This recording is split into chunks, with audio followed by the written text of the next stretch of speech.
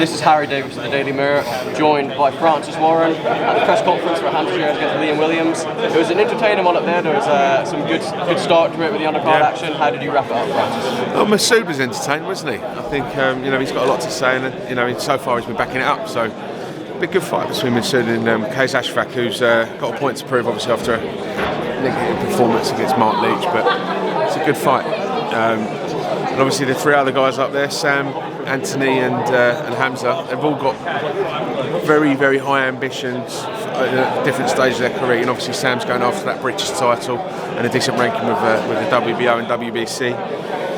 Hamzah's already thereabouts and not far off a world title, and fighting a guy in Liam Williams that I know very well. Been a couple of different fights with him. Been to Russia and the States with him. During fight weeks when he's had world title fights.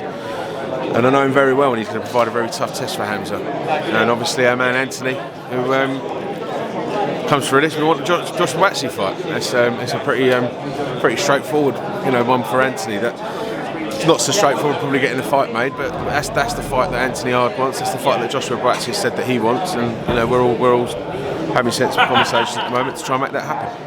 Was part of you rooting for Josh last weekend, given the history with Anthony, and was it always the plan for him to come on Saturday night? I've always been very fond of Josh BUATSI. I like his style. I like the way he conducts himself. I think he's a very, very good. He's a good guy.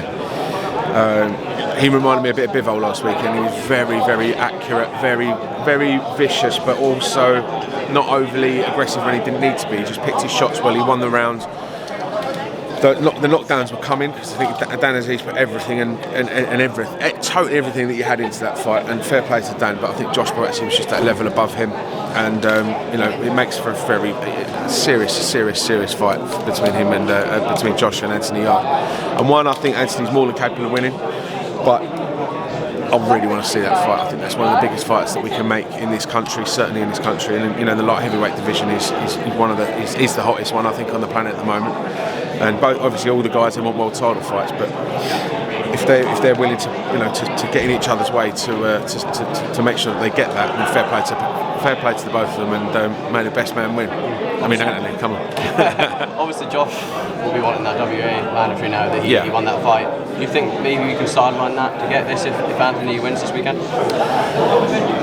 Sorry, say that again. Obviously Josh will be pushing for the WA mandatory now that he's guaranteed himself that. But do you think maybe if Anthony wins this weekend they can sort of postpone that? Because it's June 1st. Well, I think obviously you've got, we'd like that fight to happen May, June.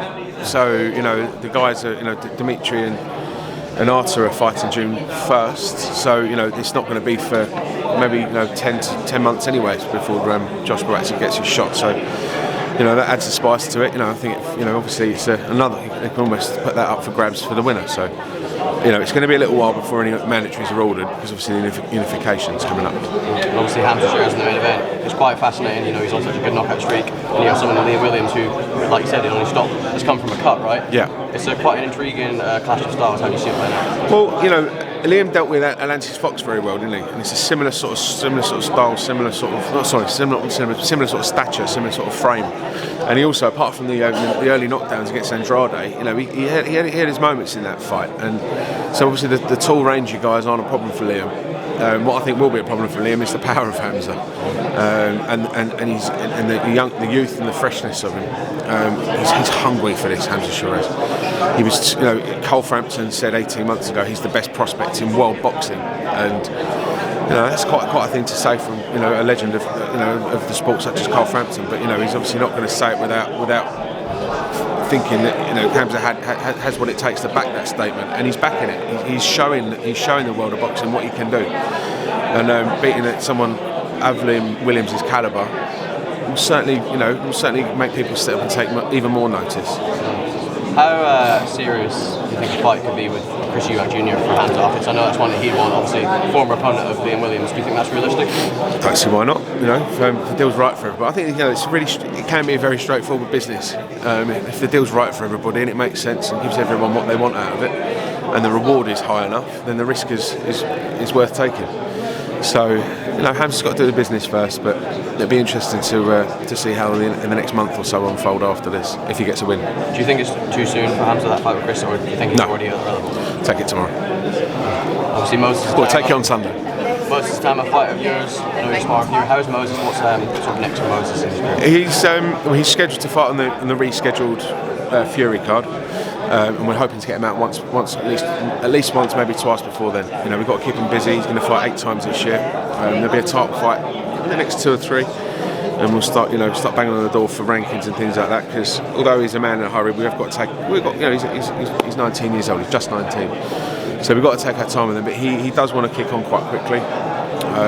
Some of the names he's mentioning are impressive. The ambition, and we'll see where he is over the next sort of 2 or 3 months before we start really banging the door down. And aside from the main event and YARDE's fight, what do you see on this card maybe going under the radar for the casual fight? Sam Noakes is your man, isn't he? Sam Noakes, the hands of Maidstone, as Dev Sahani has named him.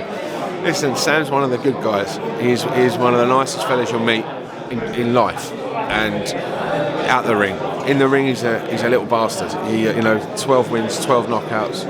He's picked up the WBC International Silver. He's picked up the Commonwealth title. Now he fights for 2 more titles: vacant British and vacant WBO International, which will give him,